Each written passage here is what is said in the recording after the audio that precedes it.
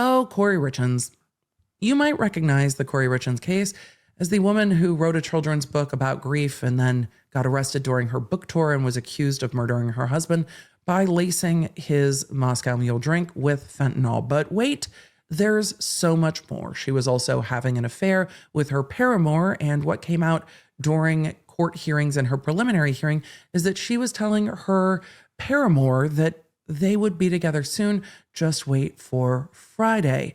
Yes, the early morning hours of Friday is when paramedics came to the house and found her husband dead from a 5 times a lethal dose of fentanyl in his system. But wait, there's more. Prosecutors have also charged an attempted murder from about 2 weeks before the victim's death on Valentine's Day, when they accused Kouri Richins of lacing a breakfast sandwich with fentanyl for her husband and then leaving to go be at her boyfriend's house on Valentine's Day. And when her husband texted her saying that he wasn't feeling well, she told him just to go ahead and take a nap and sleep it off. He's like, I might need to go to the hospital. She's like, just why don't you lay down and sleep? So we have seen quite a lot from this case between the extended bail hearing the first time and the most recent hearings. This case has been pared down some. The defense team has had some pretty good rulings, and the prosecution removed some of the charges in this case that were just not a right fit. So when this goes to trial, it's going to go to trial on the murder charge, the attempted murder charge, and then some of the forgery charges in connection to life insurance policies.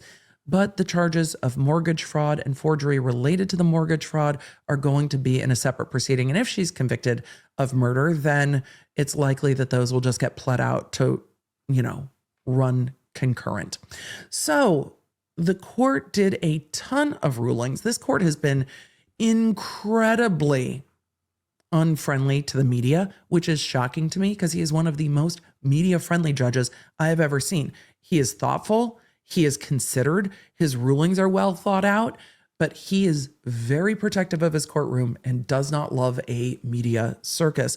So he has been very cautious about how court proceedings happen, which means coverage of this case with video from court has been incredibly difficult.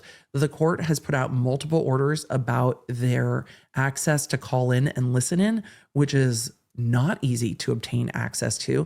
And the court in everything is like, this cannot be recorded, this cannot be distributed, this cannot be that, and the other thing. And any distribution of that is contemptuous behavior. And the court has also not allowed streaming. So the media companies have put out very little clips of those court proceedings and made it very difficult to cover. So with all of that, we went through a full day of hearings with some snippets that we had in video and then filling in from me attending the court proceedings remotely. And the court made a ton of rulings about things like severing out some of the counts. The court was asked to seat a 12-person jury, which they do not do in Utah on anything that is not a capital murder case. So they are impaneling an 8-person jury. And things like in-person voir dire. The fact that the attorneys had to ask for in-person voir dire was wild to me. Because how do you do voir dire and pick a jury when everybody's on a fucking Zoom call? It's so strange. It's just so odd to my brain, but that's what they have been doing in Summit County. And so the attorneys fought like hell in court, both of them. The defense and the prosecution were like, Your Honor, please let us pick a jury in person. Please have the jurors come to the courthouse and sit in the gallery as a veneer, and then we can see who's coming up next. We can put them in the jury people box. We can ask them the questions. We can see if the cameras are going to be off-putting to them. We are picking a jury in a high-profile case.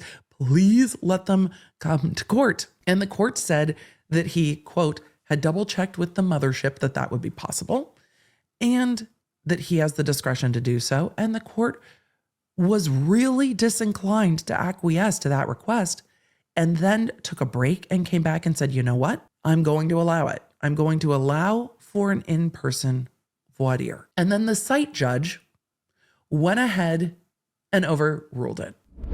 Kouri Richins, it seems, asked her handyman to procure her fentanyl.